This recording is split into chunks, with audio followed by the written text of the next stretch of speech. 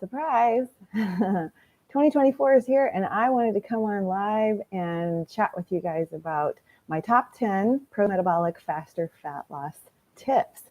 So welcome to 2024. This is Jodelle Fitzwater signing in live. I've never done one of these, so hopefully you can hear me and see me okay. But we're going to be talking about my best tips for you guys pro-metabolic wise, just me, myself, and I talking to you, teaching you the ins and outs of how to get those results you're looking for in 2024. So I've got a bunch of tips. We're going to dive right in. But before I do that, stay tuned to the end of the podcast so we can talk about how I would love to work with you on your fat loss goals on a bio-individual level. I like to work with each person and create a specific plan geared to their body. No two bodies are alike, so I'm very bio-individual when I work with someone. And I currently have 4 spots open for consulting. So I wanted to put that right out at the beginning that you can reach out to me, getfitwithjodelle@gmail.com, and we can talk a little bit more about that later. But for now, let's get right into my top 10 pro-metabolic faster fat loss tips that you can start doing right away, right now, today, and see results within the first week, okay? So these are slightly unconventional. I'm not going to be just saying like eat less and move more. Obviously, we know that doesn't always work. So these may be stuff that you haven't tried. Maybe you're one of those people that you've tried everything. You've dialed in your workouts. You've dialed in that pro-metabolic eating, but yet you haven't seen the results you're looking for. Or perhaps you even have helped your body gain more energy and support your adrenals. You've got a better functioning thyroid, but you're not getting the results that you're looking for aesthetically. And so that's where I'm coming in today to give you those tips that maybe will just be something that dings in your head and you go, I haven't tried that yet, so let me give that a try. Okay, so tip number 1. Now this one is kind of conventional. You've heard this before, but it's very important that you do this step in order to move on to the other steps. This is kind of like the precursor to my other fat loss tips because you have to create awareness. That's tip number 1. And what that means is you're going to have to either use some sort of tracking device or write down for at least 3 days what you're eating currently. Don't change anything. You can just continue to eat the foods that you're eating, drink the beverages that you're drinking, but make awareness happen of what you're bringing into your body. And it may surprise you. It may surprise you going, wow, I'm not hardly eating anything. I thought maybe I was eating too much, but it looks like I'm only getting 800 calories or I'm only getting 30 grams of protein or whatever that is. But you need to find out what it is that you're actually doing. And so it's really important that you consider tracking, whether it's, I really like to use my macros. It's a great app that you can use for that. It doesn't require the Wi-Fi and Bluetooth to be on, so you can do it on airplane mode, which I really like. Other people use MyFitnessPal or Chronometer. So there's a lot of different varieties out there, or just old school, get a legal pad and write it down. And we're not talking calories here, although that can be important for some people. We're talking awareness of like, wow, when I look at this doesn't look like a lot of food, or vice versa. When I look at this, it looks like, wow, I might be eating too much. But that awareness is key because when you start to write that down, then you can see trends where you're not getting enough of one macronutrient or you're not getting enough of another. And also, it's important to track down your feelings, in between meals. Are you hungry? Did you get enough at that first meal? Did you get low blood sugar and kind of feel kind of wired but tired after you ate a big heavy carb meal? Maybe you're having a specific breakfast every morning, but then 45 minutes later you're crashing. Okay, so all of that is really important to see trends, to see what your body is saying to you. Maybe every time you have, said salad at lunch, you're getting gassy and bloated, but you're not creating that awareness until you write it down and see that trend. That's going to help you go, wow, something isn't working for me. I'm going to have to redo this. Or, wow, I'm only getting 30 grams of protein. Where can I stick in some more protein through my day? Because protein speeds metabolism. So to be pro-metabolic, we want to have that protein at each meal. So create the awareness first. Just do it for like 3 days. Then we're going to talk about later about creating a realistic eating plan. Realistic means life is going to happen. So we're not all or nothing. We're not on the wagon, off the wagon. That's going to come later in the tips. But then we're going to create a plan that also initiates those things that we're lacking. So if you did track your calories and you thought, oh my gosh, I'm only getting 1,000 calories a day. well, then we're going to find ways to bump that up, and we're going to create a more realistic way to improve your fat loss. Okay. Now, number 2, this is female specific. Tip number 2 is female specific, because men can get away with intermittent fasting. Big trend in intermittent fasting, waiting until 11 or noon to have your first meal of the day. Okay. Men can get away with that. Women, I'm sorry, if you're going to do that, you're going to have an issue, because it's a stressor to the female body. And quite frankly, most women that do intermittent fast, they tend to overeat in the night, because what happens? We're running on cortisol and adrenaline all day. So you feel like you can fast. You feel like you can just sip on your coffee and go about your day and you have nothing to worry about. But when you finally come home at the end of the day and you're winding down, what happens? We start to eat this and eat that and dig into the pantry and have more portions at dinner. And then later we're snacking into the evening, because we haven't front loaded our calories. And that's the tip. And tip number 2 is I want you, females specifically, to front load your calories. What that means is I want you to take the food that you tend to kind of overeat on at night and put it in the morning. Okay. So put that food first thing in the morning. Yeah, some of you are going, wait, if I ate all that food that I eat at night in the morning, I'm going to be full for the whole day. Bingo. Okay. That's what we want. We want to front load our calories so that as the day goes on, you have a lot of energy to burn with those calories. And you get into the evening and you're like, I could just have my little portion of protein and a little starch, and then I'm good for the evening. I don't need a big, huge meal, and I don't need to continue eating into the evening. I can't tell you how many people this has helped. So many women have felt the difference in their fat loss goals, specifically when they front load their calories and they have the bulk of their calories at breakfast and lunch. And then by doing that, they're naturally not going to overeat in the evening. And there's your intermittent fasting, ladies. Okay. So you stop eating after dinner, which would be 6 o'clock, and you're not eating again until 6 or 7 in the morning when you get up and you start to front load those calories early in the morning. Then that's going to give you that beautiful intermittent fasting that people are looking for in the night, which is more in tune with our circadian rhythm. So our circadian rhythm is we eat when the sun is up, we don't eat when the sun goes down. That's more in tune with fat loss. You're going to see a lot more in the way of that when you get your circadian rhythm to match your food intake. Now, it's common sense. If you think about having a big, huge meal before you go to bed, or sneaky snacking all night long until you go to bed, your digestion slows down. So you're not going to digest all that food. It's going to be sitting there still in the morning. You wake up and you're like, oh, I'm still digesting from the night before. I'm not going to have anything. I'm just going to drink coffee for a while. The worst thing you can do, because it puts your body into fight or flight. It releases that cortisol and adrenaline. Cortisol, as we know, is something that breaks down our delicate tissue that many of us are, weightlifting or resistance training and trying to keep muscle on our body, because muscle is pro-metabolic. Okay, so you don't want to dip into your own natural ways of creating sugar. Number 1, gluconeogenesis, the formation of new sugar, means that you're breaking down this hard-earned muscle, and it's almost like you're eating a donut and you don't get the satisfaction of it.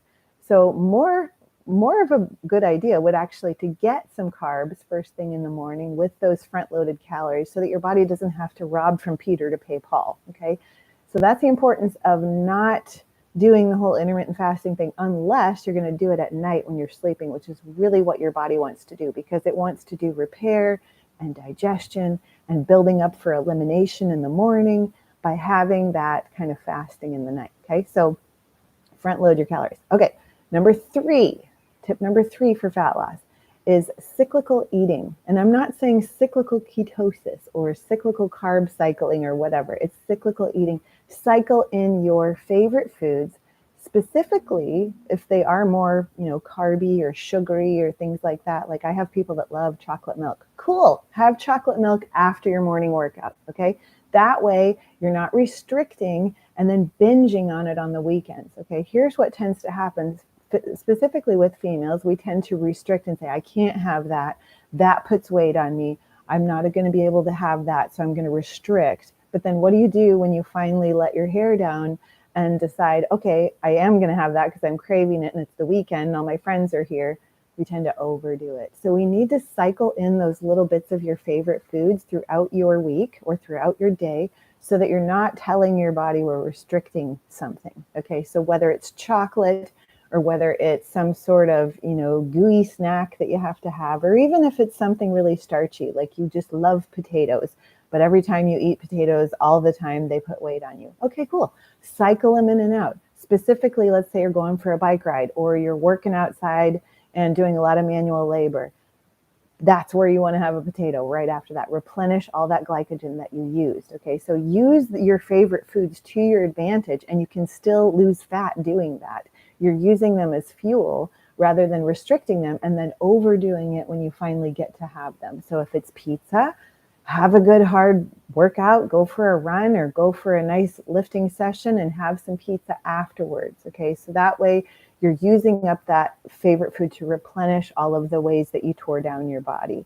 So there's a way to do it to where you're not restrictive. And that's what I try to do when I work with people, is get them out of diet and restrict and pull out and, eliminate and all of these words that cause people stress. Stress is the underlying issue. So if there's a way that we can have our favorite foods and not stress about them, then that's going to create that more realistic fat loss plan that we're working for. Okay.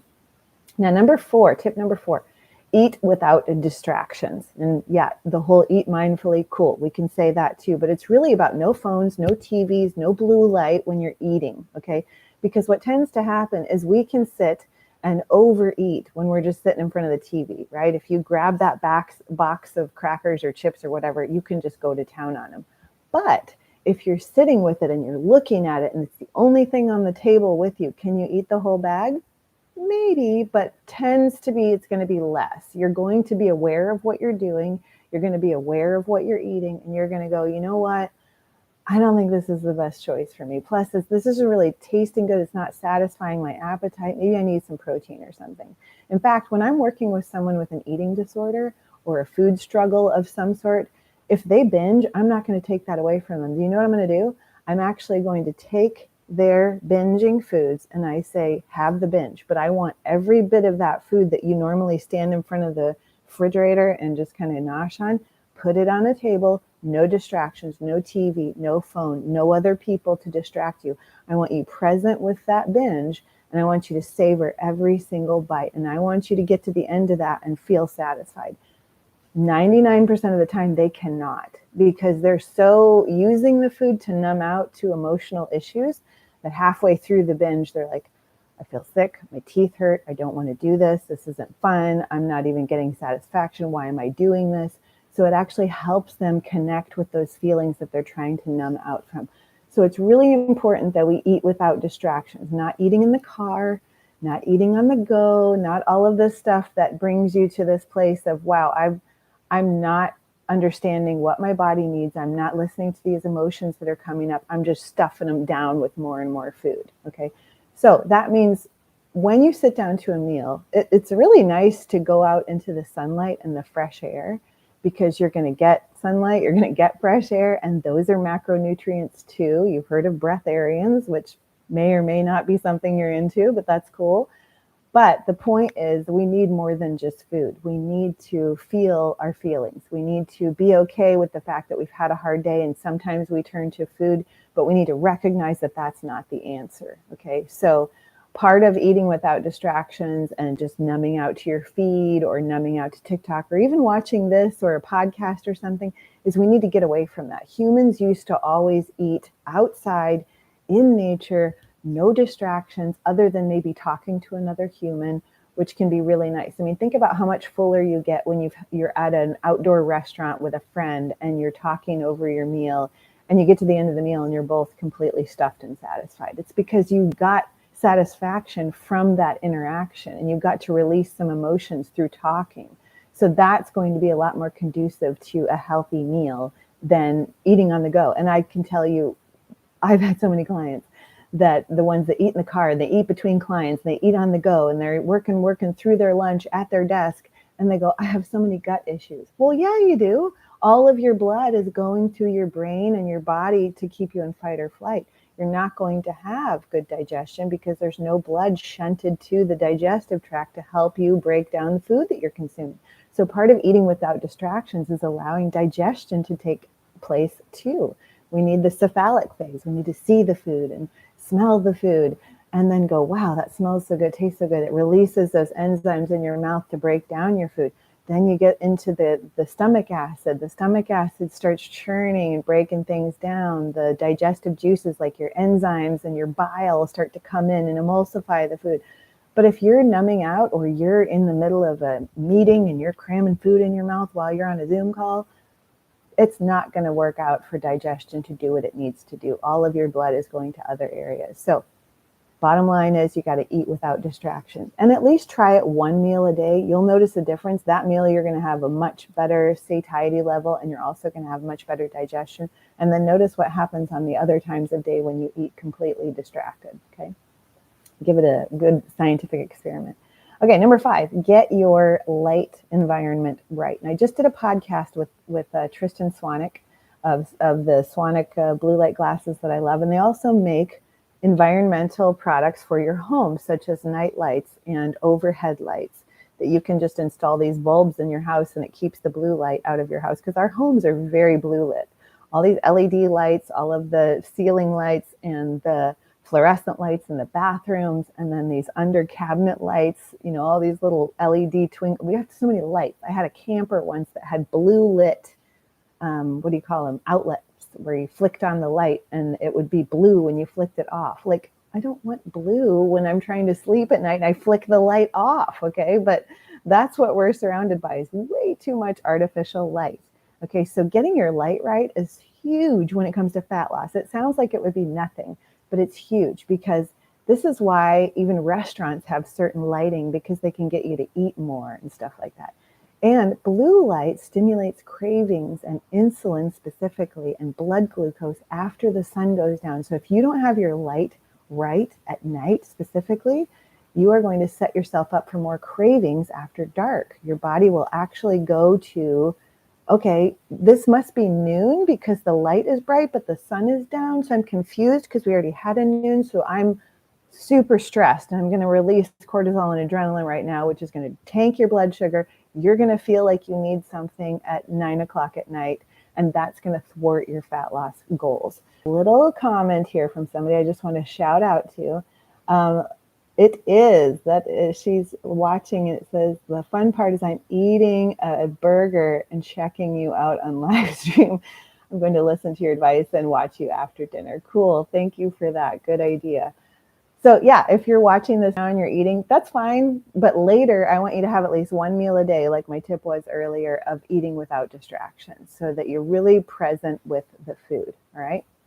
So getting your light right, get those anti-blue light bulbs in your house. I have anti-blue light night lights. So at night, if somebody in the house has to get up and pee or get up for any reason, those night lights are on, but they're not emitting blue light. The worst thing you can do in the night is flick on a light, that overhead light, because 15 seconds of overhead light or any sort of bright light, even just flipping on your screen on your phone to see what time it is, 15 seconds, that's all you need, depletes melatonin. Melatonin completely shuts down. Okay. So we don't want to do that. Make sure you have anti-blue light. Make sure if you get up in the night, if you don't have anti-blue light, you put on your amber colored glasses. So make sure that you've got amber colored. I think a lot of people get confused. Let's see if I have my pair right here that I can show you live. Do I have my pair right here? Because I'm wearing the daylight blockers right now for my computer. But what you need to do is get these for nighttime. Okay, so blue light is blocked 100% by this amber orange colored lens. If you only have a clear light, you're only blocking about 20%. So a lot of people say, well, the glasses that I wear have blue light protection.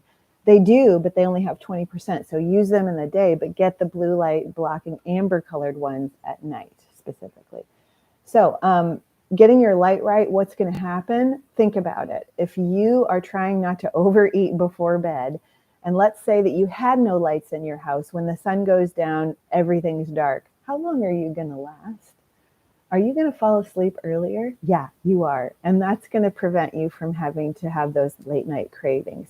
So trust your inner circadian rhythm. When the sun goes down, you go down and the lights go down. And that means that your body gets into prep for sleep and repair mode, not let's continue eating popcorn and chips while we watch Netflix and chill mode, because that's a recipe for fat gain, not weight loss.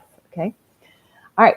Number 6, here's number 6 tip. Don't battle yourself. And what I mean by that is BATL. When it comes to hunger, you need to ask yourself, am I bored? B. Am I anxious? A. Am I tired? T. Am I lonely? L. Okay, that's a battle. So if you are any of those 4 things, you're probably not hungry. Okay, hunger is a physical manifestation. You can feel low blood sugar, you can feel pangs, you can feel your stomach get all growly. You know what it is. You've felt that before, but a lot of us get so conditioned to eating so frequently that now we're eating out of boredom, anxiety, fatigue, or loneliness. Okay, so ask yourself before you eat something. If you just ate something an hour earlier and you're like, it should be good, but I really want to eat that thing right now. Am I bored? Okay. Are you trying to distract yourself from work? I see that a lot with my clients. They'll be like nitpicking all day long because they have this project that they're not doing because it's a way to distract yourself. Okay. Are you anxious? Like, is something happening in your life and you don't want to deal with it? So I'd rather just nosh on. And these are typically the people that are doing crunchy, salty foods cause you to hear you're chewing. And so your brain doesn't have to think about that thought. So people that snack on chips or baby carrots or lots of crunchy, chewy things, they're typically the ones that are more anxious eaters. So they're trying to quiet those anxious thoughts. So if that's true for you, notice that about yourself. Goes back to tip number 1, that awareness, okay? Maybe you're tired, okay? And you think that food is going to give you energy. That's not always the case. Sometimes you're tired because you just had a meal that made you tired, okay? So a lot of carb-heavy meals, processed foods, gluten in particular for many, many people causes fatigue. You won't have gut pain. You won't have a headache. You won't have like skin issues. But you eat a meal of a sandwich at lunch and then all of a sudden an hour later you're like, I'm so tired. Okay, gluten does that. You need to be aware that gluten is very much an anti-nutrient which can rob you of all of your minerals, which create sparks in your body, like spark plugs. Okay, they're like little energy factories. So if gluten is you're kind of noticing a trend as a problem for you, then maybe it's not that you need to eat again an hour later. You actually need to just swap out and eat something at lunch or whenever you're eating that gluten-rich meal that's gluten-free, anti-gluten, I guess is another way to say it. And then loneliness. Yeah, if we are single and we live alone and food becomes that companion, we need to become aware of that because we don't want to create that as a trend. We want to make sure that we have social interactions with people. Eating with people is important too. But then also asking yourself, am I lonely right now? Should I call somebody? Should I go hang out with somebody? And that's why I'm craving this food. Or am I physically hungry? Okay, you need to know the difference. Where is your vitamin P? This is something I work on with every client. Passion, purpose, playtime, anything that creates pleasure. Vitamin P, it doesn't come in a pill bottle, this one.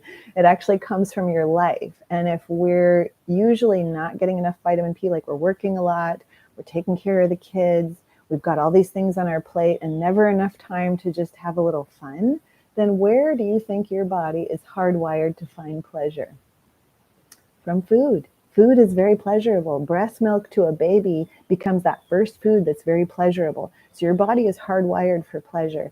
So if you can find a way to create pleasure outside of food, then it tends to be, you will typically see that food doesn't bring you the pleasure it once did. And I see this time and time again with clients. In fact, I have a client recently that lost 40 pounds. We didn't change a lick of her food. None, not one.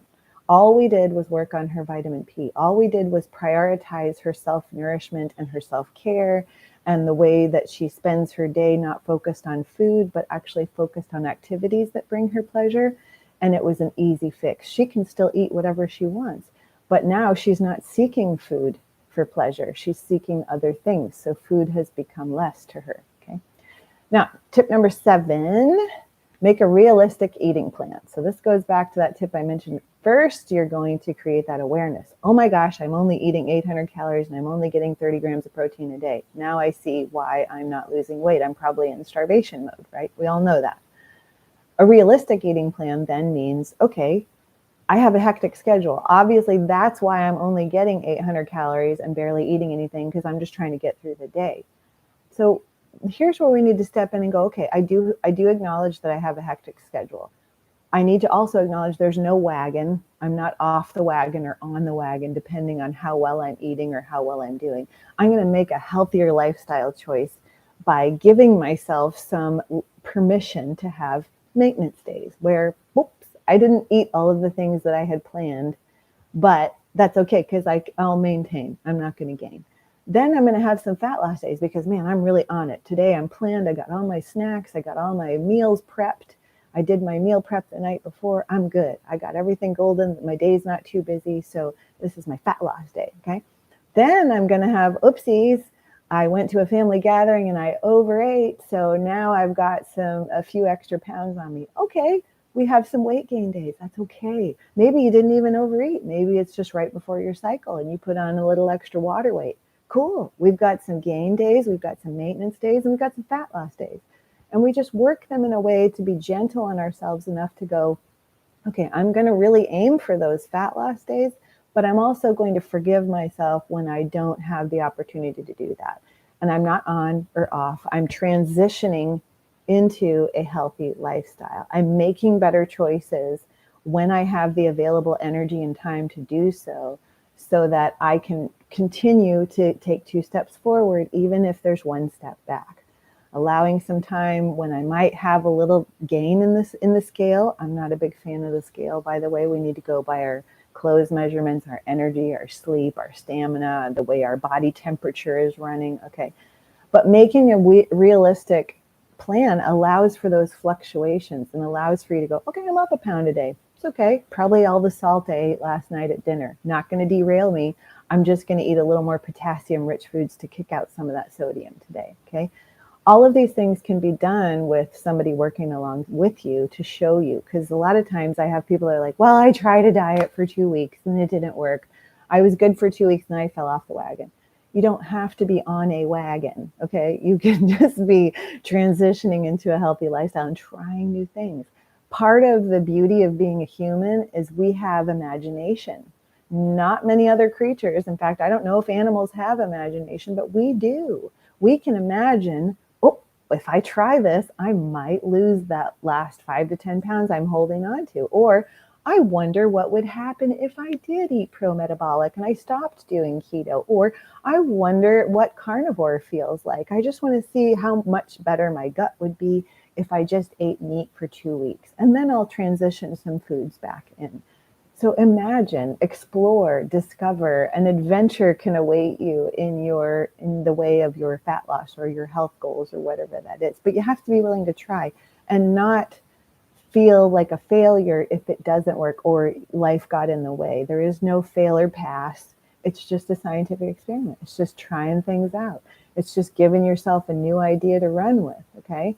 So that way it becomes much more realistic. You're not on or off.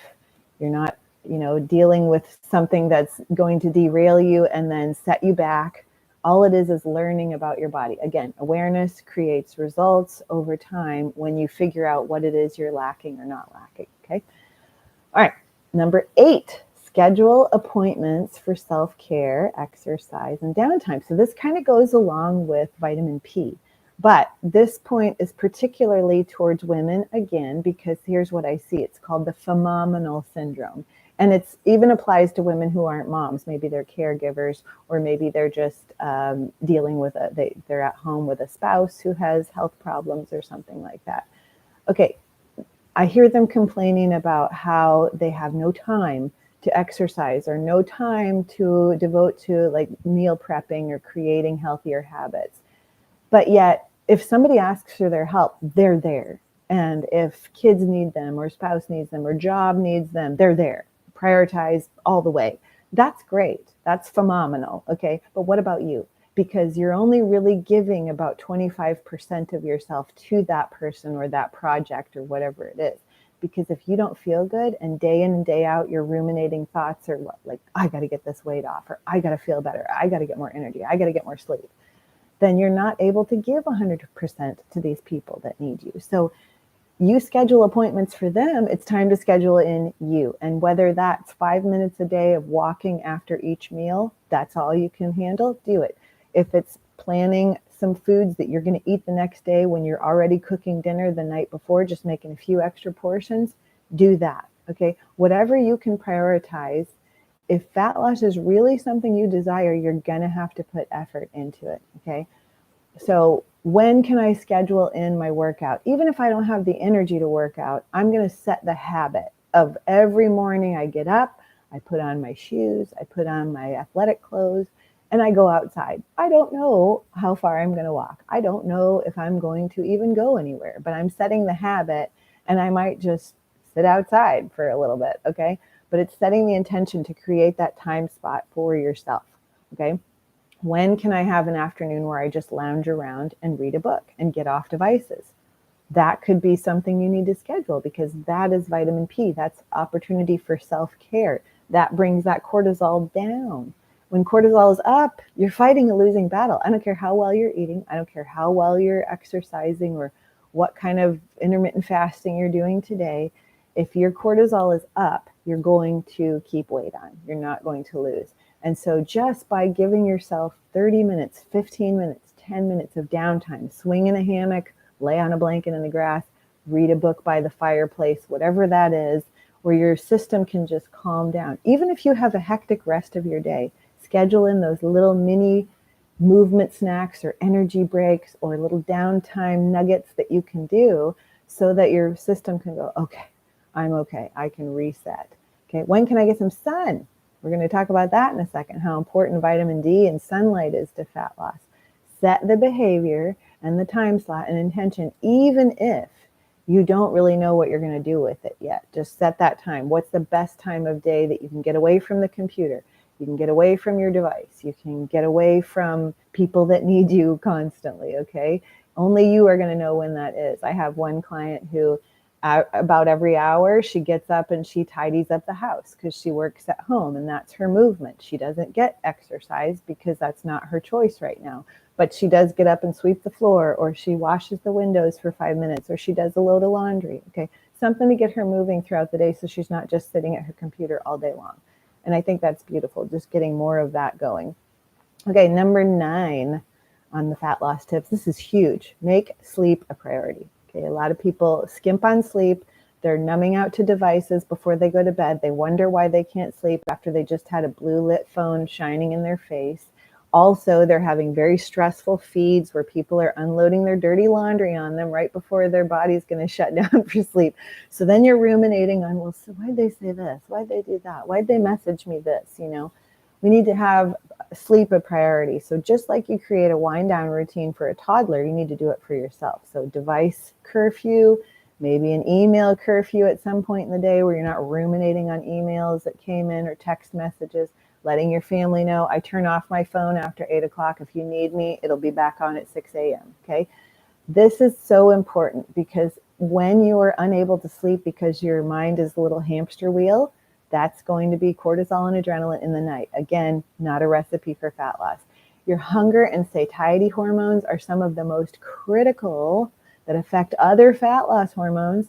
And one of them being leptin. Okay, leptin is your I'm full, I'm satisfied, I just ate a meal and I don't want to eat anymore hormone. Okay, but leptin's so much more than that. It is one of your master hormones that dictates your reproductive hormones such as progesterone, estrogen, testosterone. It dictates your insulin levels. Okay, so if you're not getting enough sleep, leptin will chronically go low. If you're not getting enough sleep, ghrelin, which is like your gremlin, grows high and you're hungry all the time, which is the worst because there was a study on people who slept less than 6 hours a night actually were insulin resistant the very next day. Now, were they chronically insulin resistant? No, it was just the next day they were. Okay, so if for some reason you do get less than 6 hours of sleep, you probably don't want to eat a lot of carbs the next day. I would make that more of a low carbish day or stick to like low carb fruits and things like that for your carbohydrate sources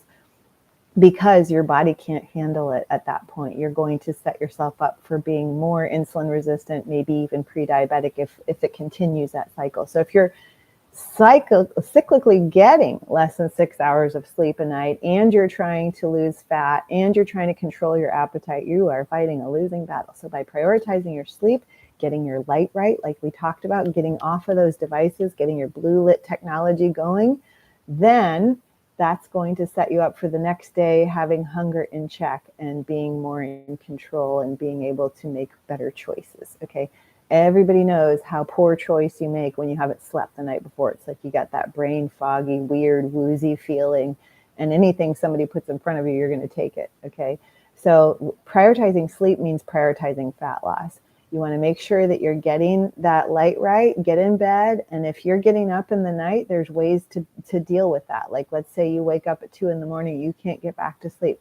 Okay, cool. Work with somebody like me who has sleep coach training specifically going on for them. I've worked with hundreds of people with sleep issues to get them to where they sleep through the night. It just depends on what is the root cause. Is it adrenaline? Is it a blood sugar? Is it a liver thing? Okay. Is it a gut thing? We need to address all of those. Is it a light environment thing? We need to address all of that so that we can put your body in a state of homeostasis when it's sleeping. It stays asleep all night long. Or if you get up and pee, go right back to sleep. Okay. We can do that. Very easy fix. But you got to make sure that that's a priority if fat loss is a priority. Okay. Number 10.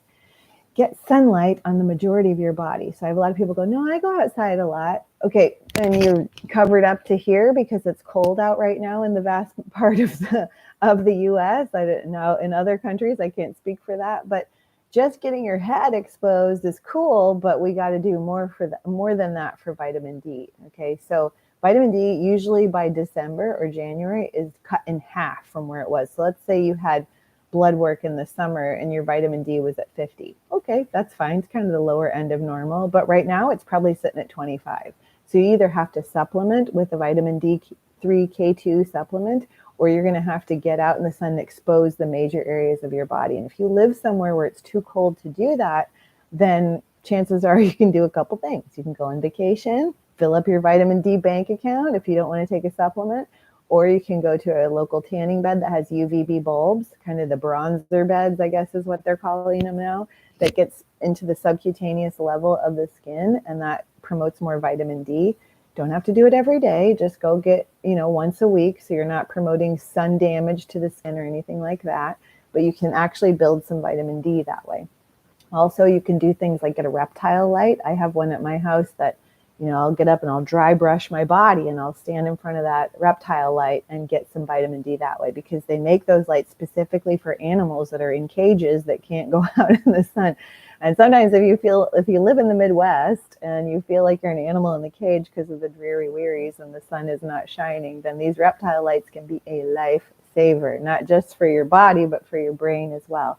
So if you're feeling low moods, if you're feeling a little achy on your right side underneath your rib cage, your liver might need some vitamin D. Okay. Also, low back pain can be chronic low vitamin D. So if you have like this naggy little low back pain issue, but it doesn't really feel muscular, it doesn't really feel like it's a bone on bone thing, it's just more of this chronic dull ache, that could be low D.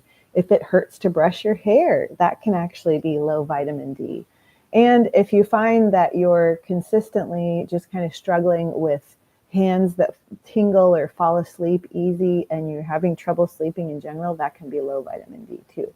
So make sunshine a priority as well. Get sunlight. When it comes out, run outside and expose the majority of your body. If it's cold, wear gloves, but have a tank top on or something.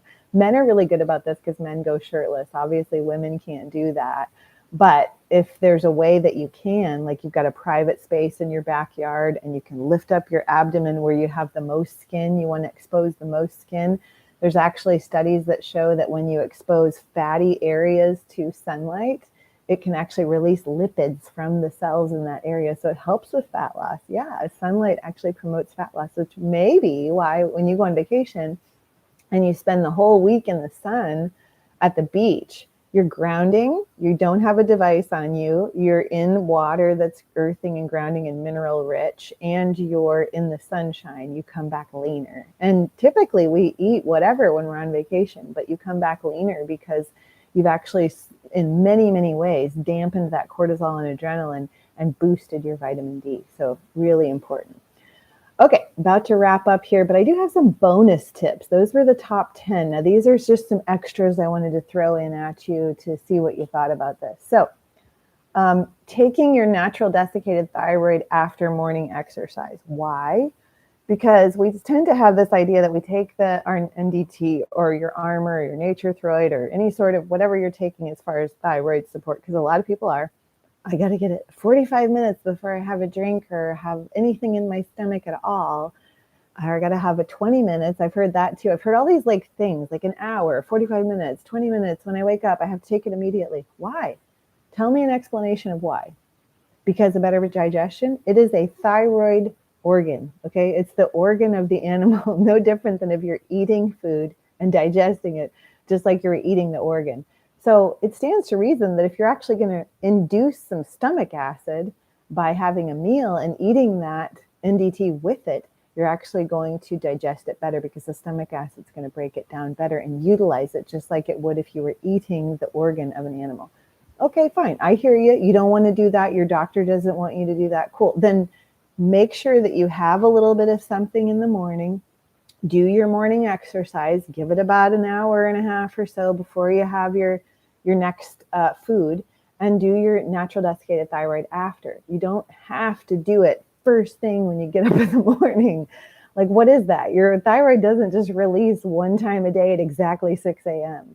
You're going to have thyroid hormone pumping out all throughout the day. And when you really need it is like after a workout, when, excuse me, I got a little frog. When you're having that breakdown of the body and your thyroid can kind of slow down, if you will, after a hard workout. So by giving it a little natural desiccated thyroid, you can actually boost your metabolic power after it kind of got dampened from the stress of the workout, okay? Also, if you're on a supplement from a naturopath or a doctor of like NDT, an Armor or something like that, talk to them about splitting your dose. Have a dose in the morning, have a dose in the afternoon. Because like I said, your body does not just release thyroid hormone once a day. If you want to see better results, splitting that dose up to once in the morning, once in the afternoon is scientifically proven to be more effective. There's a published study on the effects of splitting up your dose of natural desiccated thyroid. So consider that. It doesn't have to be just this perfectly timed thing that you're doing, because our bodies don't have perfectly timed hormone release. In response to stress, thyroid goes down. So we need to boost it up when we can by giving it that natural desiccated thyroid at the proper time, okay? And interestingly, this is something that Dr. Ray Peat talked about as well, is that a really good thyroid supplement, you should be able to take it before bed and it should help you sleep, okay?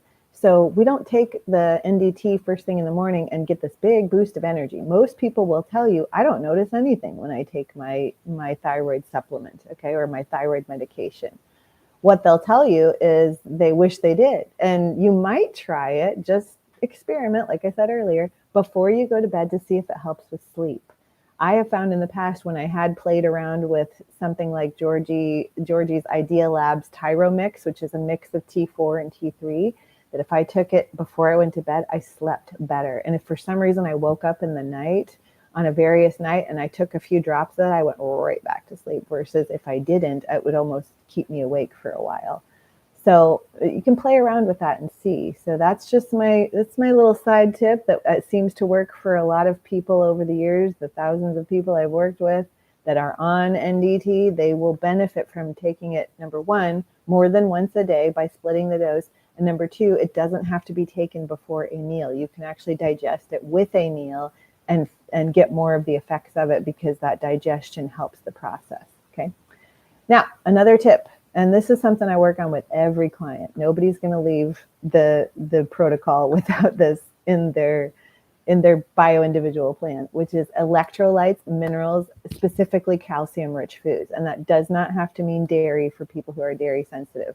Sardines, a can of sardines has way more calcium than a lot of the calcium-rich dairy foods, okay? So if you are dairy sensitive, just because Dr. Ray Peat recommends that works for him. If it doesn't work for you, there's plenty of other foods that supply calcium that we can get in so that your body can actually help with fat loss, because calcium actually does help with fat loss. When eating a calorie deficit, so remember, even if you're the type of person that you don't believe in eat less, move more, if you're a person that you kind of eat enough calories, right? You're kind of like, I'm not cutting on any calories. I'm a pretty good eater. You do have to create some sort of a deficit in order to see fat loss. Okay, so that means your movement has to be more than your sedentary activities. Actually, this is another one of my bonus tips is you got to find a way to move a little bit more if you're an eater. Okay, now those of you that are too hectic, your schedule's crazy, you're getting that 800 calories a day, like I said earlier, this is not the tip for you. But if you're the person that's like, yeah, I'm pretty sure I'm getting 2,500 calories a day, but I'm only, 5'1" and I sit at a desk all day. Okay, so this is good for you because we need to create a calorie deficit, and we can do that simply by moving more throughout the day. You don't have to skimp on calories if you like your 2,500. But also, chronic and acute high calcium intake increased fat oxidation in one study from by 11 and 19% respectively in men and women. Okay, so that means even in a deficit or even by moving more, if your calories come from calcium rich foods, you can increase fat oxidation more, up to 20%, up to 19 to 20%. So that can be a good thing just by swapping out to some calcium rich foods. Like I said, I love a good can of sardines to get me there because you've got that calcium right intact. All right, and then your electrolytes, your minerals, add those to your water. Drink some coconut water with some sea salt. Get that potassium up because a lot of these, LMNT and all these sodium-rich drinks, they're fine, but you're getting way too much sodium and not enough potassium in a lot of people. A lot of people need more potassium, especially the adrenal type people that are struggling with adrenal issues. You're going to want to focus more on higher potassium than you are sodium. In fact, the ratio should be 4-to-1. What's the word I'm looking for? 4 times the potassium to sodium. So see if you can find some sort of electrolyte drink that works for that. I have several that I like to recommend to people so you can work with me and we work on getting that electrolyte balance right. Because remember, electrolytes are your spark plugs.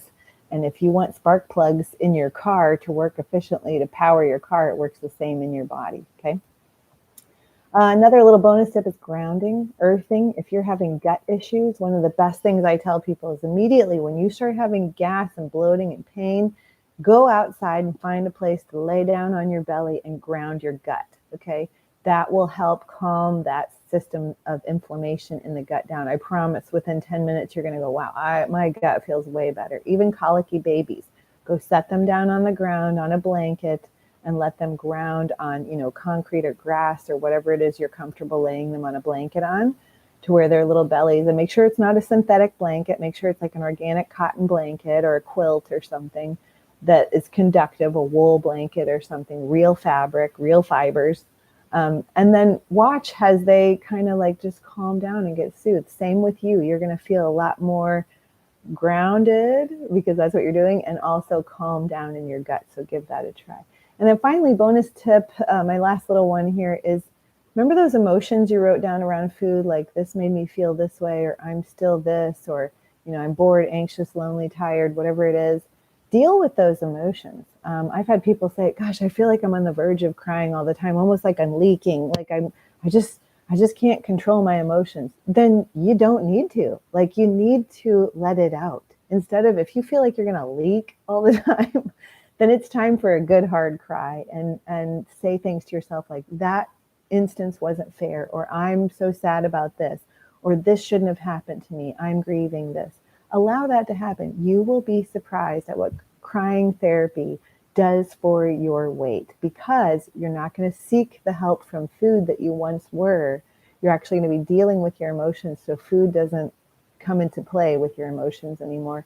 And you're able to walk away from binges and big heavy meals that are kind of pushing down some sort of emotion that you're suppressing.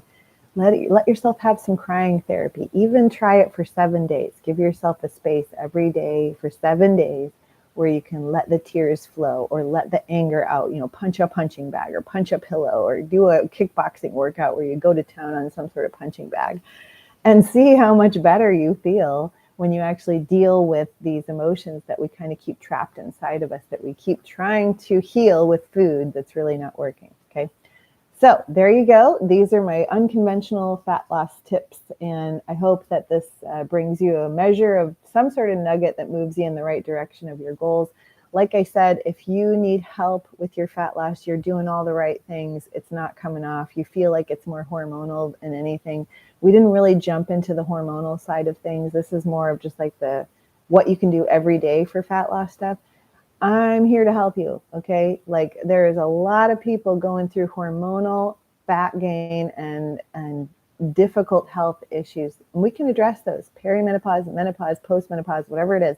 We can address those and get you moving in the right direction. It just sometimes it takes somebody walking along with you, holding your hand through the process. And I would be happy to be that individual. So like I said, I have 4 spots currently open for 2024. So you can reach out to me at getfitwithjodelle@gmail. Also, I have affordable rates. I have packages. You're not going to spend $1,000. Okay. It's not that. I try to stay very affordable. I try to be very open-minded with what people would like to pay for a consult. I have options so that you're not paying. I mean, the cheapest we can do $150, and that gets you a whole consult. Okay. Without the notes that come after it, but at least you get the Zoom call recorded that I send to you afterwards and you can go back over it. So I like to be affordable and be upfront with my pricing and not be like, you're going to pay $1,600 for one session. No, that's not the case. Sorry. I'm a lot cheaper than that. So anyway, thanks for watching. This has been fun to do a little live stream. Thanks to those that commented, and keep watching. More to come. Bye for now.